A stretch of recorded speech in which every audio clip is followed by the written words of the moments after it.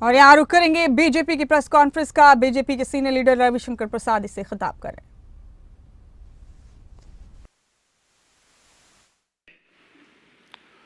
और ये बात हम बहुत जिम्मेवारी के साथ कहना चाहते हैं। अगर आप उनके पूरे देखें राजनीतिक टिप्पणियों को, तो विदेश में जाके वो भारत के लोकतंत्र का अपमान करते हैं, डिफेम करते हैं, भारत की संस्थाओं का डिफेमेशन करते हैं, चाहे वो इलेक्शन कमीशन हो। अब तो मीडिया को भी डिफेम करते हैं कि आप बिके हुए हैं। और सबसे तो उसका रोचक पक्ष ये हमें मालूम हुआ कि उनकी जो प्रेस थी, एक तथाकथित कांग्रेस का समर्थित पत्रकार को उन्होंने भाजपा का कार्यकर्ता बता दिया। ये आपने लाइव देखा होगा टीवी पर। और कहे तुम कमल छाप का बैज लगा लो, और बाद में ये भी कहा कि तुम्हारी हेकड़ी निकल गई। तो अब तो वो पत्रकारों को भी नहीं छोड़ते हैं। वो जेएनयू जाते हैं और टुकड़े टुकड़े गैंग के साथ खड़े हो जाते हैं। वो सेना के बारे में खून की दलाली की बात करते हैं। अभी मैं भाजपा की बात नहीं कर रहा हूं। इन्होंने राफेल पर देश में चौकीदार मैं बोल नहीं सकता हूं क्या कैंपेन चलाया, और बाद में भारत की जनता ने जबरदस्त जवाब दिया। सुप्रीम कोर्ट ने कहा कि यह बिल्कुल ठीक है, तो उन्हें सुप्रीम कोर्ट के निर्णय की भी आलोचना की, और जब कंटेम्प्ट शुरू हुआ तो माफी मांगा। संघ से तो लगता है राहुल गांधी इतना नफरत करते हैं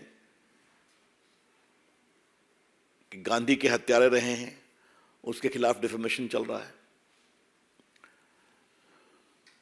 तो लगभग 7-8 डिफेमेशन केस चल रहा है उनके खिलाफ। और ये तो उन्होंने ओबीसी का सीधा अपमान किया। पहली बात हमें पूछनी है कांग्रेस पार्टी से, आज आप राहुल गांधी को कंट्रोल क्यों नहीं कर सकते? उनको ठीक ठाक बोलने की ट्रेनिंग क्यों नहीं दे सकते? आपके नेता है ना वो।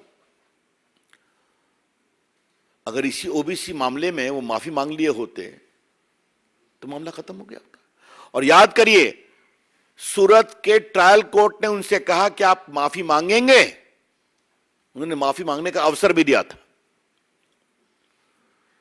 उनकी टिप्पणी क्या है? I am not Savarkar that I will apologise. एक महान देशभक्त वीर सावरकर, जिसने 11 साल अंडमान में गुजारे, उसके बारे में कितनी नफरत है उनके दिल में, ये समझिए आप।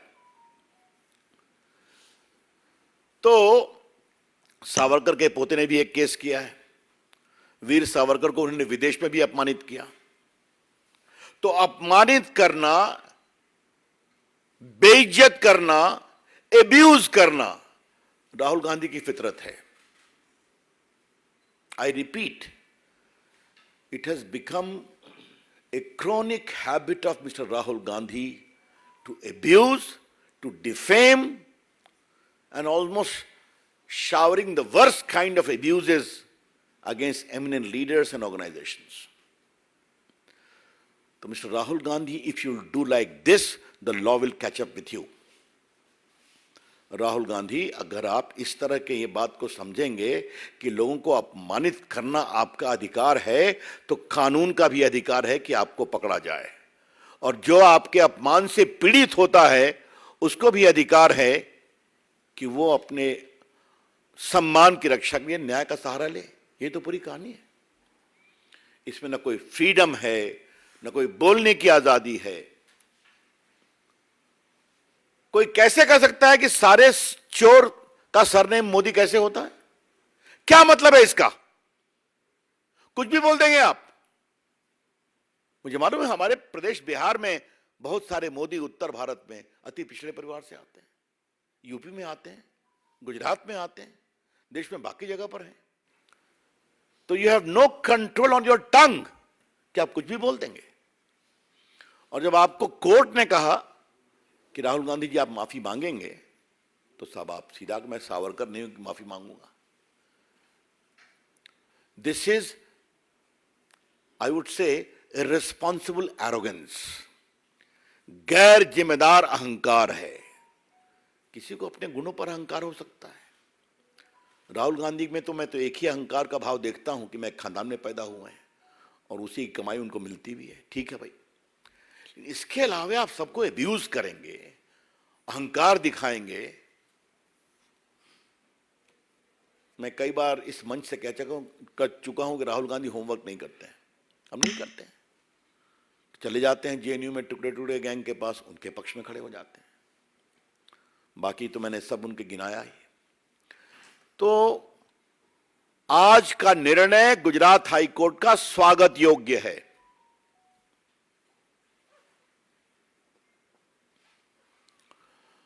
एक मैं और बात कहना चाहता हूं, और ये मैं कानून के छात्र के रूप में कहना चाहता हूं।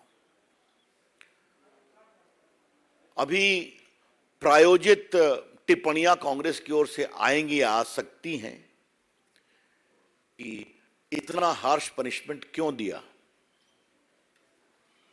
तो हमारा जवाब है, इतना हार्श ऑफेंस क्यों किया? कोई पहली बार किया क्या? Mr. Rahul Gandhi, your conduct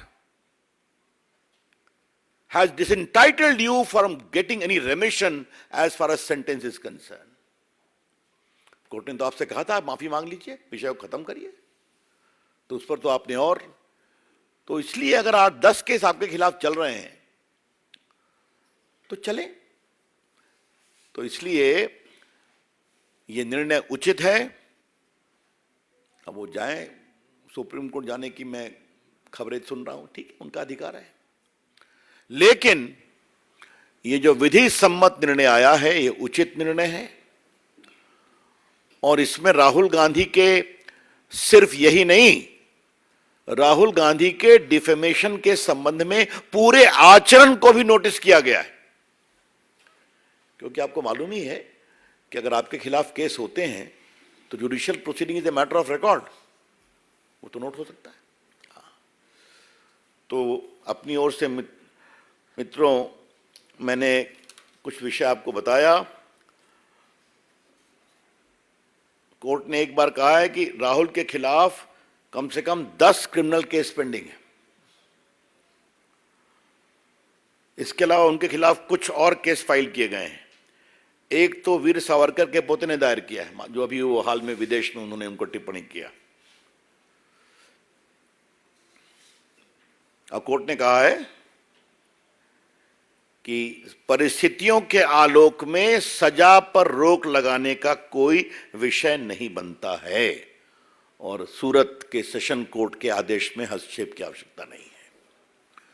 Therefore, the High Court has taken into account the totality of situation and his conduct and said it is not a case fit for a stay of conviction. ये बात मैं आपसे कहना चाहता हूं। बाकी तो